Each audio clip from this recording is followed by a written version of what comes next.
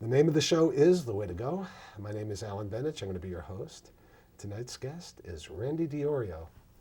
What's happening, Randy? Good to have you on the show. Thank you. It's about time. I've been asking, I asked you a bunch of times on Facebook before you actually said yes.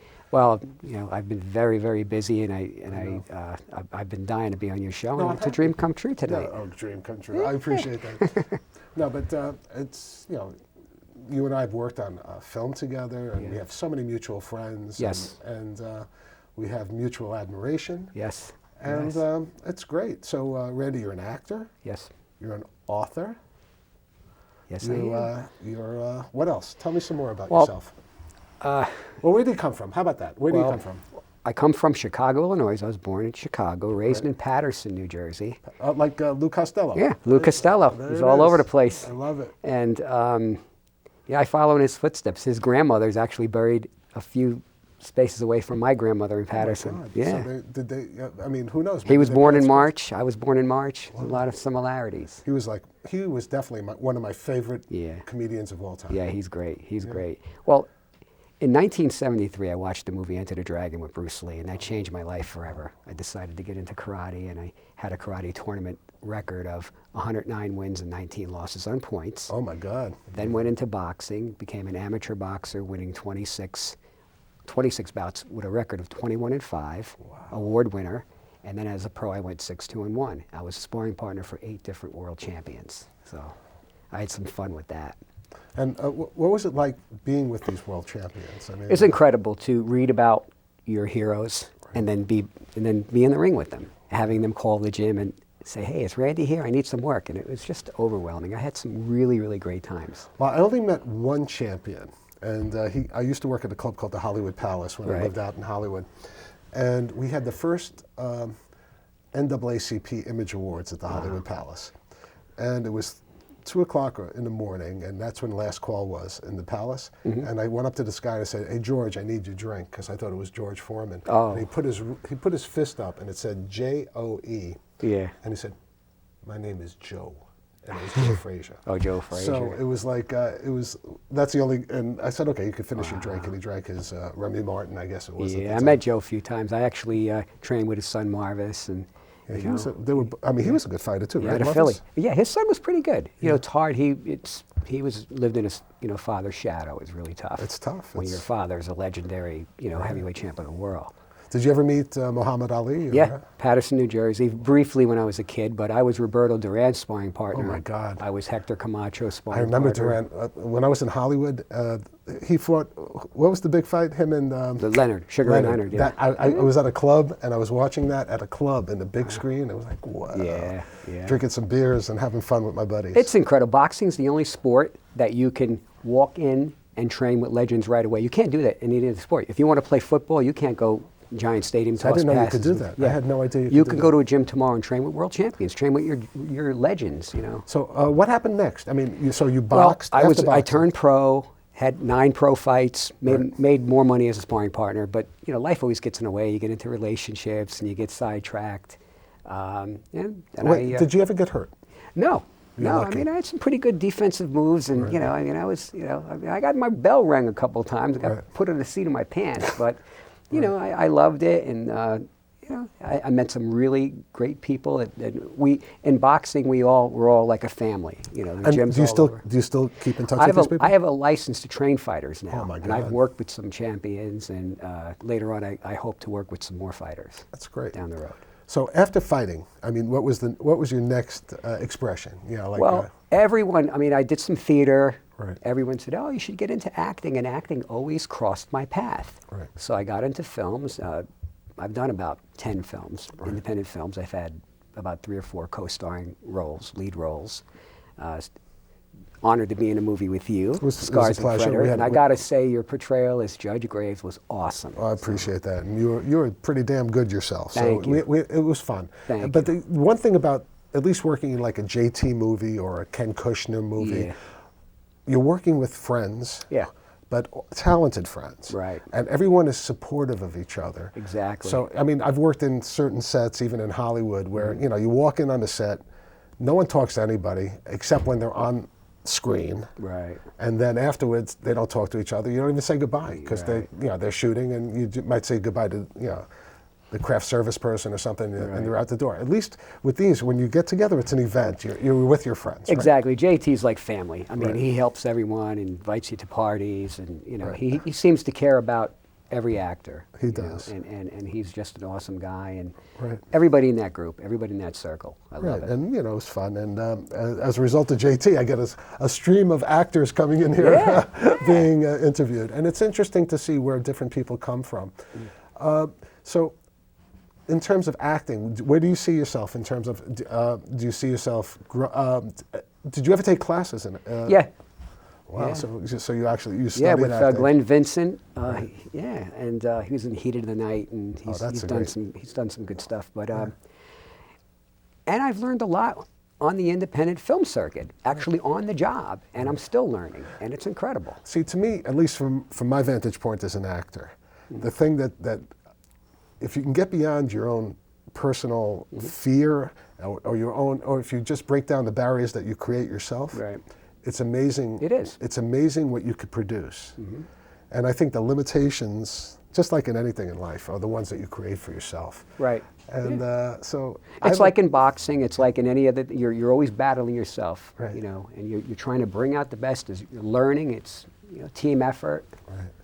And I will say one thing about you is that you're one of the most positive people I know, and you're also one of the most supportive people, and you're very talented. But I'm saying you're supportive of other people.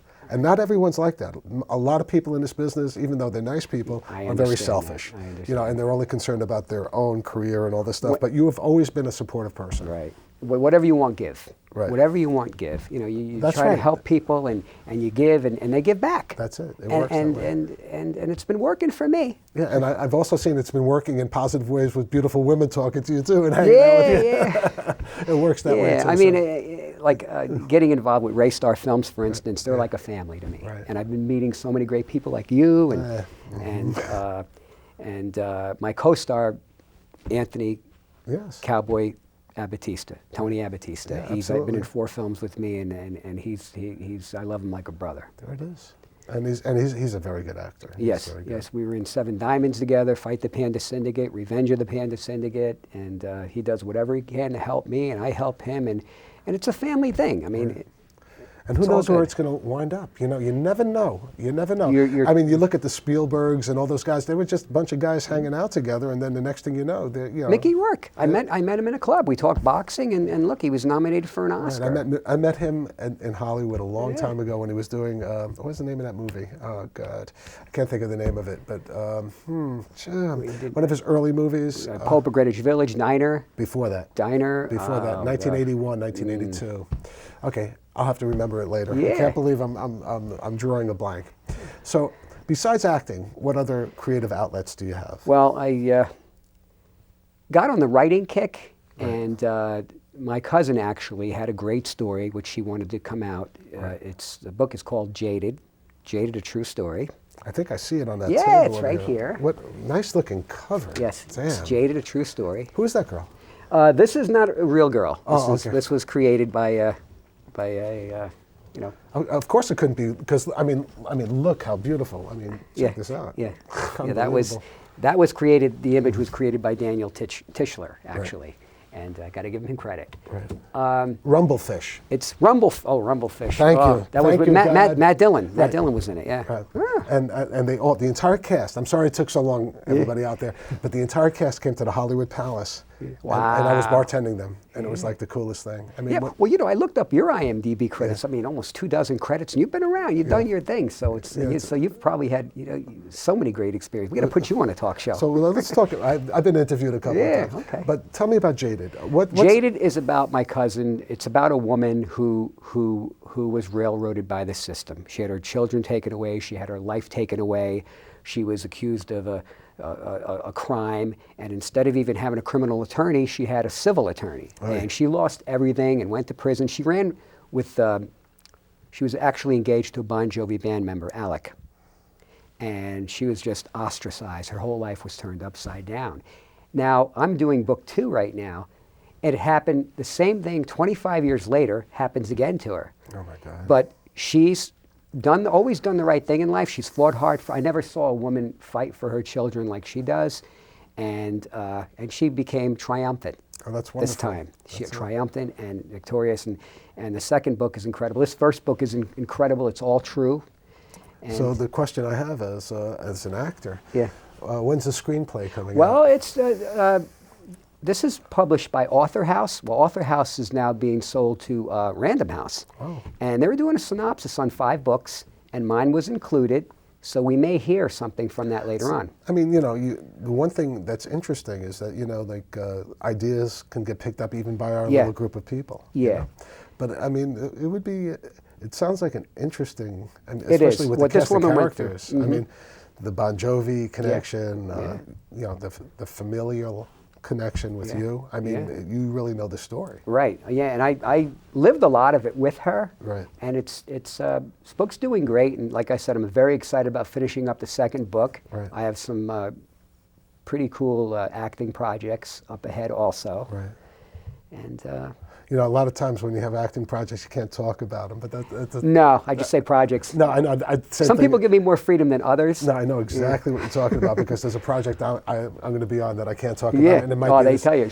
It might be the same. And we're dying to talk about it. Exactly, you got that right. But it's exciting, and it seems like our small world is getting bigger. Yes. You know, and meaning, and our small projects are getting more interesting and bigger, and more names are being attached to projects. Right. You know, I learned a long time ago from Anthony Robbins. Okay. I was at his seminars. I became friends with him for a short period. He said the quality of your life is in direct proportion to the amount of value you add to other people. And that was my secret with acting. I came a long way. Right. And when I got in July to go see Right to Live, I sat in a movie theater and looked on screen and saw myself. Right. And I'm like, wow, where did this come from? Or walk into a Barnes & Noble and see your book. Right.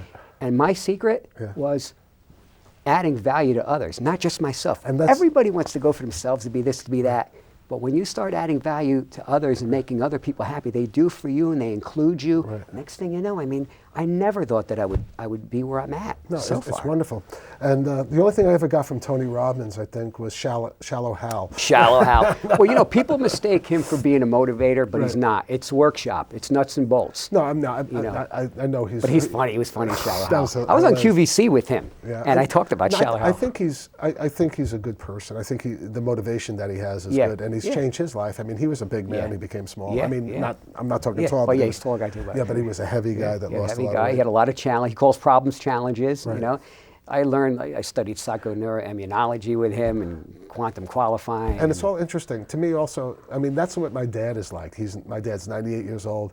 He never looks at things as problems. He looks at them as maybe doing things a little bit better. He always looks at it as like opportunities to do things better rather than. And I wish I was more like him because a lot of times I say, "Oh, Dad, you know, I got this issue." He said, "Well, maybe you should look at it like maybe there's a better way to do it, or you know, we'll work it out." We call that change your perception and change your procedure. And that's why he's 98 years old, and he has pink cheeks, and he's a happy guy, and he's on the show twice a month, and. He did a great job at a Doritos commercial. Oh, yeah. See, and there you are, Mr. Positive again. And that's something that make you 98 or 100 or 105. Yeah, you know, I'm not ashamed to say I'm pushing 53 years old. Well, you're a young man because I'm pushing 59 years old. God bless you. There it is. So there it is. You look like a young Robert De Niro when I saw younger pictures. Relative to him, I am. No, No, but he's an unbelievable actor. Have you seen that boxing movie? Is that out yet? No, Christmas Day. Oh, I want to see that movie. Oh, that's going to be the movie. Yeah, well, I loved him in Raging Bull, and I knew the real Jake LaMotta. I didn't know him, but I served him at the Hollywood Palace. He came with his daughter to People don't realize his brother was a top pro. Back then, these guys had to fight 100 pro fights. Nowadays, a kid fights 15, 20 pro fights. And same thing like with baseball players, too. They used to play so many more games, and pitchers, they used to pitch all the time. It was a lot tougher back then. They hardly made any money. Right. Now there's so many different television stations, so every station wants a title. Right. So there used to be 8 divisions, 8 titles. Right. Now there's every 5 pounds, if you eat a ham sandwich, you're in a new division. And then they have the UFC and all. So they have WBA, WBC, IBF, WBO. It's really diluted now. They're about, right now as we speak in boxing, they're probably 60, 70 different world champions. I'll tell you though, I remember in the 80s, Mike Tyson. Yeah. And I was in Hollywood. And it was like, he seemed unbeatable, except for himself. And I think that's the way, a lot of times, I mean, eventually time, you know, even Joe Louis. Father Time catches up with us all. But I think a lot of times the enemy of the person is their own self. You know, I mean, that's what really kills them in the end. When you're young, you're hungry and everything is new. Right. Even like this acting. Like, you're absolutely right. I was just thinking exactly that. I mean, I'm so excited to look my IMDb credits and press conference. And I hope I keep this exciting being on your show. It does. It makes you feel good. But you know, it's the eye of the tiger. Yeah. And, you know, I remember one thing that happened to me, I did this movie called Dark Circles. And Dark Circles, I won Best Supporting Actor, even though I was really the star of the film. And it was something I did the second time around acting in 2011. And it happened really quick. I just started acting again, and I won that. And that I realized when I was preparing for that role, I had the eye of the tiger. Every moment, I was always preparing. And I want to get that. It's tough to always maintain that. It is. Even look at De Niro. I mean, he's been in a lot of stinkers as well as unbelievable, fantastic. I mean, even whoever it is, it's tough to keep that hunger. It is, and you have to just keep yourself in check. That's you know? it. I mean, I was in and out of acting, and I left it. Then my friend Tony Abatista got me into Fight the Panda Syndicate, and then Revenge of the Panda Syndicate. Then we did a few more together. So we started doing this together, and now it's just so much fun to see the growth. And to meet the new people and work with the other actors, like working with you last week. It was fun. That was fun. But again, working with me, that was a monologue. There's a difference between, I mean, I enjoy monologues, but I find much more pleasure out of working with a dialogue because you feed off each other. You pass the ball. It's so cool because you have your character. Now you have an idea how you want your character, but then you see the other character, so you want to do contrast sometimes. And sometimes also, you know, if it's, you know, you might throw a curve or something like that. And I like that, you know, like especially like some of the movies I've done with like Ken Kushner. There's a lot of improv in there. So every now and then, something might happen that you're not 100% expecting, and that's when the excitement happens. I mean, I like dialogue that's scripted, but I also like to have a little bit of leeway. I mean, some of the best, like Spinal Tap, was all improv. I mean, some of the best movies that were ever made had a lot of improv. You're right. You know, so. And then there are some directors. I mean, it depends on the director. Some directors want me to be tight with the script. There's no every question. word. Some give me freedom. When I worked on Cagney and Lacey, there was a script woman making sure that you said every the and every a, you know, or every article had to be said. Right to Live was like that for me. Wow. And Right to Live, well, you showed a clip when you interviewed Michelle Francesco. And it was very dramatic. I had to do some really dramatic. Emotional scenes, and it was scripted to. I had to be seem to be enraged, yet tight to the script. You know what they call that? Acting. But no, it's. They helped me. Michelle and Nancy got me through it. And you did a great job. It was fantastic. Well, it was funny because I held back in rehearsal. Yes. But then when the camera was rolling, I came. I know exactly what that. A lot of times. What you saw was, you know. Yeah. A lot of times it's amazing though. Like, but sometimes when your juices are flowing. You could do it all the time, but rehearsal isn't the same thing as action. No. And in rehearsal, the scenes, the dramatic scenes that you saw with Michelle and I held it back. I only brought it 60, 70% because I knew when the camera was going to roll. I knew what to do. And after we rolled, and the cameraman, cast and crew looked at me, are you all right? Is he acting? Is he, you know? I love of course that. I'm acting. You know? I love that feeling. But you know what? The feeling that I love the most, again, I've experienced it maybe 5 or 6 times in the last couple of years, is when all of a sudden it's like you're not acting. You know, and it's that when it's like you are that character. Or like there's no congruency. There's all the congruency. It's no separation. And then when you're communicating, you are that character and you feel that way. And it's like all of a sudden it's like crystal clear transparency. You are that character, and that's the way it was in Dark Circles. And it was such a rush. And we were filming in a garage, and it was like 20 degrees. It was like there was no heat there. But I didn't feel any cold. No. You know, I mean, it's all that stuff. You get to a point, you get a script. Hey, here's a script. This is the movie. You're reading it. And at some point, I know it's happened. I've been in about a dozen independent films and plays, theater. And as you're reading that script, at some point, I don't know when, but at some point for me, it kicks in. You become that person.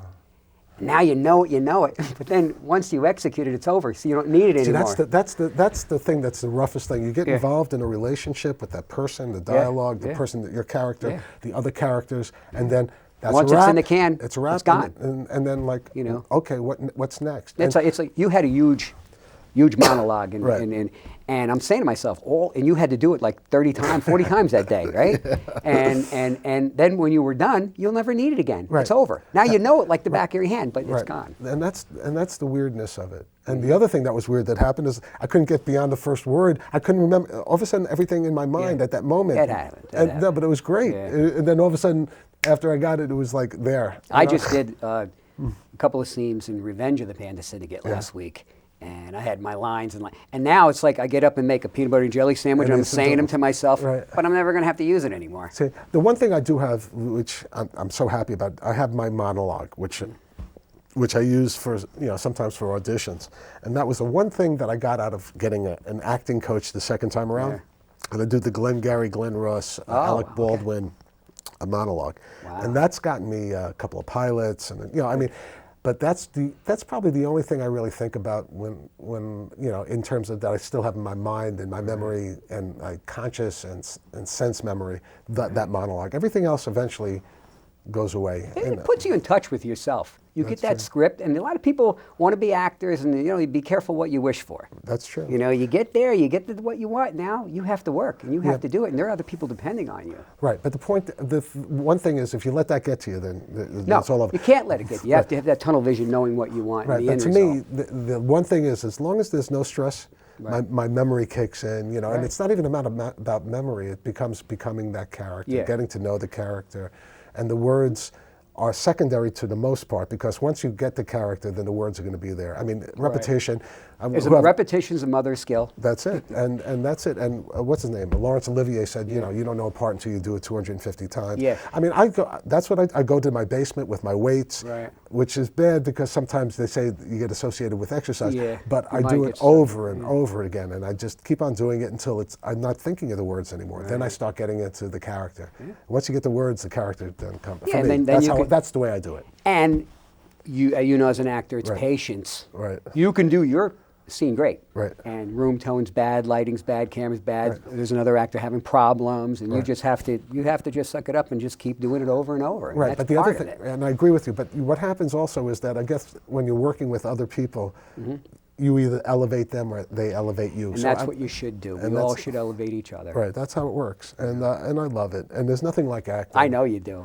And it makes me, it's the one place in life where I'm truly happy. And when I'm acting or if I'm doing this show, I feel like at that moment in time, it's the one thing in life that I want to be doing. Right. I mean, there's nothing else to me that's more fun than doing this show or doing acting or anything related to communicating and being creative. Yeah, and I feel the same way. As a kid, I always wanted to entertain. Right. I love to tell a story, be a part. I asked myself, how come you really want to be an actor? Right. And one of the biggest reasons, I wanted to leave something behind after I die. Right. That's forever. It's in the can. It's on film forever. When you die, you belong to the ages now because you're an actor. You've left something behind, as an author, something that says, I was here. And then also, it's the people that you meet, the connection. No, absolutely. There's no question about that. So many. And my dad's 98 years old, and he's get back into acting. I mean, when I worked on Cagney and Lacey, he's a great story. He's an awesome story. I mean, and he's still doing it. And he was supposed to film today, but he had to go up to Hudson Valley, and there was no one to give him a ride. He was supposed to be in a movie today, but he couldn't do it. God bless him. He's always going to auditions. We went to auditions last week, and he's going to be in another secret movie that I can't talk about right now. He's part of that movie as well with me, and life is good. That's incredible to relate. See, I was raised in foster homes. My father owned a hotel in Chicago. And he was friends with the whole Rat Pack, used to go to his hotel. Great. I love it. My mom was from Patterson. She took me back, so I never really had the father. So in boxing, I always wanted the father image, the trainer. So when I'm doing my punches and having him give me the attention, I wanted the father figure. I think that's good for an actor too. I mean, that because you want the attention. Well, you know what I love about acting? In boxing, you had to have everything right. You had to eat right, sleep right, be in great shape, nothing bothering you mentally to get in the ring. acting, you can have your whole life in turmoil. You can use it in acting. That's true. You know? But at the same time, though, you can have your whole life in turmoil. But when they say action, it's different. It You're comes in a different right. world. It's like boom. You know, it's all of a sudden you have this moment in time where you could actually communicate to the world. Yeah. And you know, when it goes on film, it's forever. It's beyond. It's something bigger than we are. You know, and I love when it's a final wrap. Everyone claps. You did a great job, and you all hug each other. And that's a good feeling. But even more so is when you know that, when you don't need that, when you don't need the support. You know when you gave your best. Right, and that feeling is the best. Because the one thing I do know, and as I've said this before, if a director comes up to you and said, that was good for me, was it good for you? That means it wasn't good for you and it wasn't good for him. But they're going to do it because they're running out of time, whatever the situation is. So those are the kind of things that when you hear that, you say, I think I'll do another take. You know, if you can get away with it. Or when the director says, great job. Now let's do it again. Well, that one's okay. I don't mind that. Because a lot of times when they're saying that, they want a different angle. Of course. All you that have to. stuff. People don't realize how many times you got your master shots, 2-shot long lens shots, and over the shoulder, your dialogue, my dialogue, and editing. Right. I have new respect for editing. Editing is almost, you could take a whole movie between me and you, with the right editor, puts the right music in, it'll look like an action film. It's unbelievable. I mean, and it's all an art. And it is an art, but the other thing is like once you're an actor, I think you're an actor. You know what I mean? Once you've made that dedication and you've crossed the barrier of fear, and I think that's the only thing that stops people. It's confidence. Confidence is confidence is at least 80% of acting. Well, and I learned that confidence is something that you have or don't have. Confidence is something you create. That's it. Psychology equals physiology. If you move your body a certain way, you can create confidence. Right. And with human beings, whether it's acting, whether it's building a house, writing a song, or it's athletics or anything, it's not what we can do. It's what we will do. We all have talent. And we all have talent in different ways. In different ways, and we have to. And we if you don't use that talent, it's a waste. It's a waste. I mean, it's so many people. That's it. And what was the Bronx Tale? The Bronx Tale, wasted talent. That's and I did a scene with him. Ches? No, not Ches Palminteri. Lilo Brancato at the Med Cafe in New York years ago. It was just like a little documentary type thing that didn't go anywhere, but we were friends. That's it. I loved that movie. That was one of my favorite movies of all time. I love the Bronx. I'm a Bronx boy. Me too. So that's it. Well, and it represented something. What's weird is he was told in Bronx Tale to stay away from certain kids. Right. In real life, he was on a bad path, and I was told to stay away from him. It's almost like real life, R-E-E-L, imitating R-E-L life. Right. I hear you. I hear what you're saying. Yeah. It is, and that's really the beauty of filmmaking is that when you can have something real. Yeah. Both I'm talking about R-E-A-L. Yeah, right. And that's it because it really speaks to a whole bunch of people. It sure does. And it affects different people different ways. I mean, we watch TV in our living rooms to get away from sometimes reality, and we watch television or go to a movie. It makes us feel different. Right. And I've had the privilege to be like on the set of The Sopranos. I worked location. That's great. Got to meet the whole cast and crew. Got to work on Law and Order. Right. And got to meet Dennis Farina. Get to meet my heroes. Oh, Dennis Farina, may he rest in peace. And James Gandolfini, may he rest in peace also. Unbelievable. Tony Abatista and I were at Tony Lip's funeral in January, and we saw James Gandolfini there. It's the last time I saw him. Well, sometimes shows go really slow. And this one went fast. This one. And sometimes shows go really fast, and the good ones go fast. Yeah, I had a great time. I'm really happy that you came on the show, Randy. I'm happy to. I hope you come on the show again. As much as you have me, I'll be here every day. Okay. You'll be throwing me out of here. No, it was great to have you. And the last thing I got to say, that's a wrap. Good night, folks.